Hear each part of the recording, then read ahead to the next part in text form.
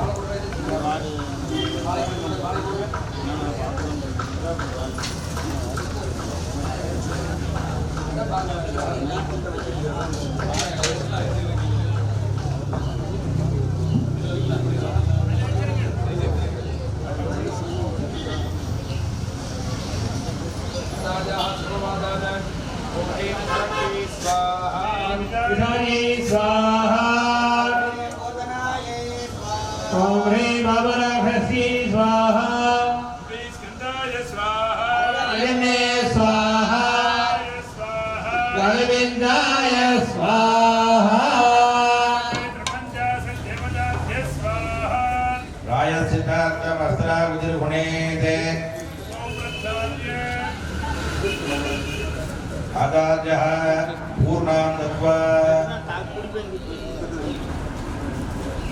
आदार्यः सर्पिणा सुदमा पूज्य वास्तु पूर्णां दत्वा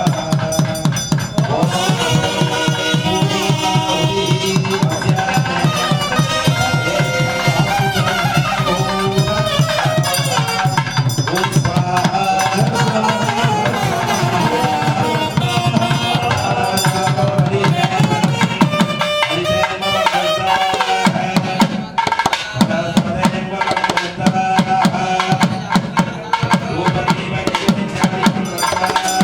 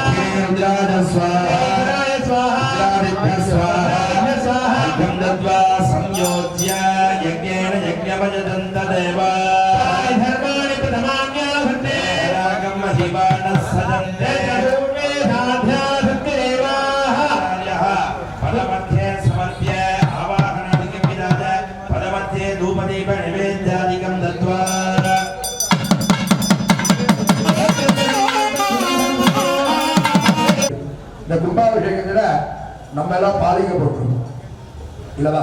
எல்லாரும் ஒவ்வொரு வீட்டில் கோவிலில் பாதிக்கப்பட்டிருப்போம். அங்க பார்த்தோம்னா ஒரு 12 பாலிகை வச்சிருக்கோம்.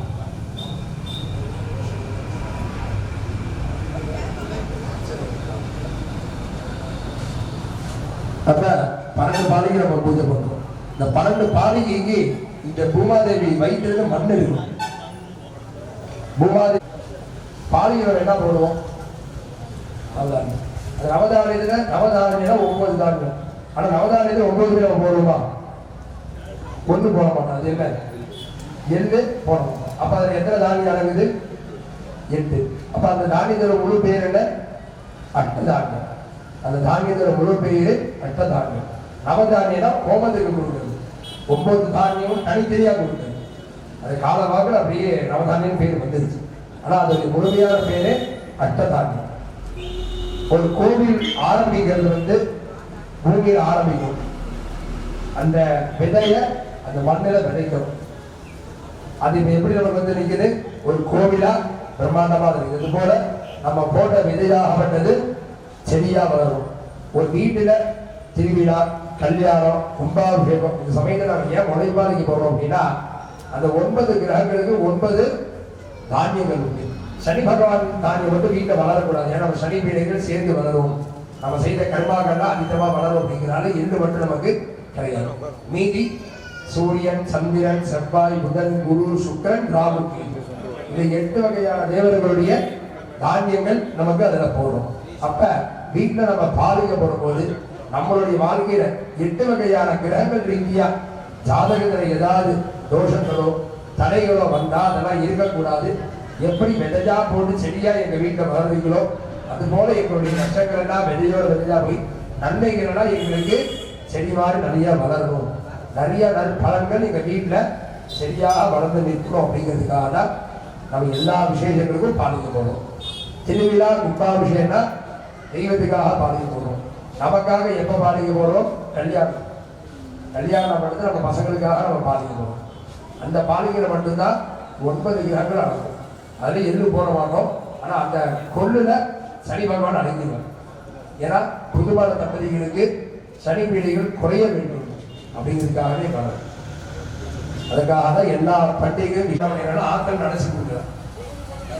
அந்த கையில மண்ணு ஈர மண்ணு, இந்த கையில காய்ச்ச மண். ஆனா இந்த ஈர மண்ணு கொஞ்ச நேரத்தில் காய்ஞ்சிருச்சு. சாமி இதுல என்ன அர்த்தம் இருக்கு அப்படிங்கிறார். இதை போய் அவன்கிட்ட கொடு.